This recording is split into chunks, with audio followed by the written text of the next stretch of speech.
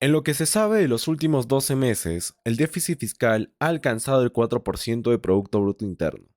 Lo que llama la atención de este suceso no es de solo cómo llegó a tal cifra, sino es el hecho de que es el porcentaje más alto en casi 30 años. Cabe mencionar que no se toma en cuenta los niveles a los que se llegó en pandemia. Pero, ¿qué factores han contribuido al aumento del déficit fiscal en los últimos 12 meses? Bienvenidos a PECO Podcast, el espacio de la Asociación Peruana de Estudiantes de Economía, donde presentamos la información más actualizada de lo que sucede en el Perú y en el mundo.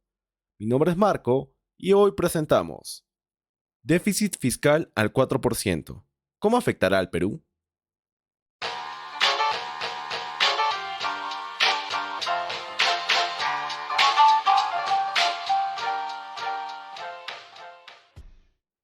Para empezar, un repaso de la definición de déficit fiscal.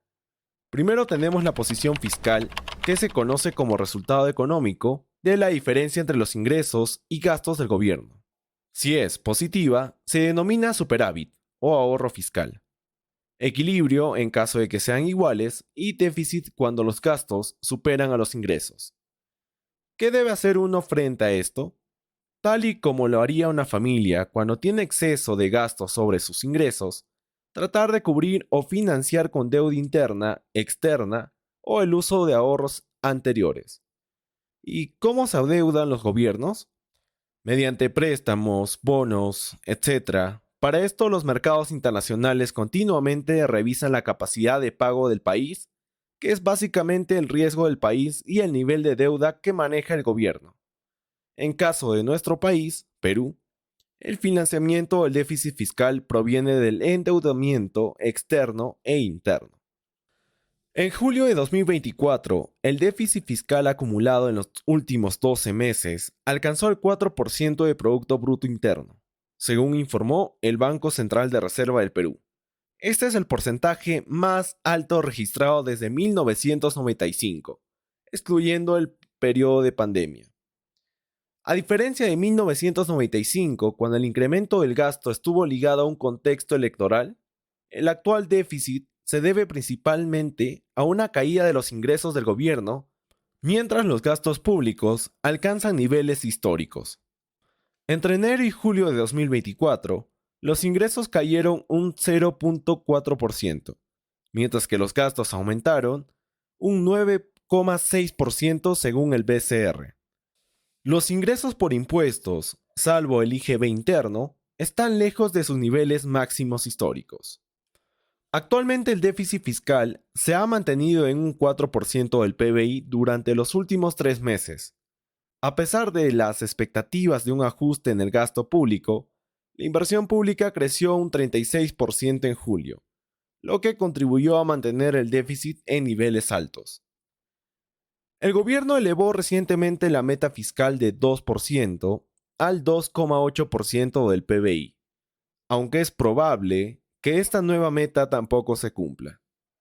Juan Carlos Odar, director de PACE Consultores, estima que el déficit fiscal podría cerrar el año en 3%, mientras que Martín Valencia, jefe de estudios económicos del Instituto Peruano de Economía, lo sitúa en 2,9% y 3%. Ambos expertos coinciden que la recuperación económica y un incremento de los ingresos fiscales, especialmente por la minería, podrían ayudar a reducir el déficit. Ahora nos preguntamos, ¿cuáles son los riesgos que tendrá que enfrentar el país al tener un déficit fiscal tan alto? No cumplir con la meta fiscal podría tener consecuencias en la calificación crediticia del Perú. Standard Poor's ya han colocado al país a un paso de perder el grado de inversión. Si no se logra reducir el déficit, Moody's y Fitch Ratings también podrían rebajar la calificación de deuda de Perú. Esto implicaría que el Estado peruano tendría que pagar tasas de interés más altas para endeudarse, haciendo que el gasto público sea mucho más costoso.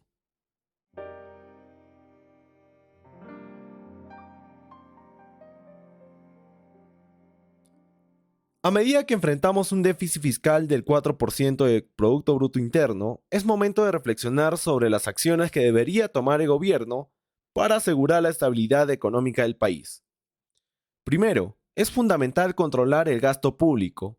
El gobierno debe priorizar sus inversiones enfocándose en proyectos que realmente generen un retorno económico. Al mismo tiempo, es importante reducir los gastos corrientes no esenciales, asegurando que el déficit no siga creciendo. Segundo, necesitamos fortalecer la recaudación fiscal. Mejorar la eficiencia en la recaudación de impuestos es clave. Esto incluye ampliar la base tributaria y hacer ajustes en el sistema impositivo para que todos contribuyan de manera justa. Combatir la evasión fiscal es crucial para mejorar los ingresos del Estado sin la necesidad de aumentar los impuestos. Además, es vital estimular el crecimiento económico. El gobierno debe crear un entorno favorable para la inversión privada, lo que impulsará el crecimiento y en consecuencia aumentará los ingresos fiscales. También es esencial diversificar nuestra economía para reducir la dependencia de sectores específicos y fortalecer la resiliencia del Estado ante posibles crisis.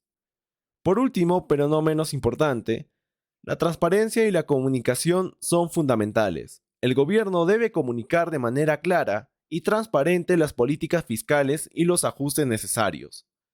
Una comunicación efectiva mantendrá la confianza no solo de los mercados, sino también de la población. Involucrar a la ciudadanía en este proceso es crucial para asegurar que todos comprendan y apoyen las decisiones que se tomen. Y hasta aquí el episodio de hoy. No olvides de seguir las redes oficiales de APECO, tanto en Instagram, Facebook y LinkedIn.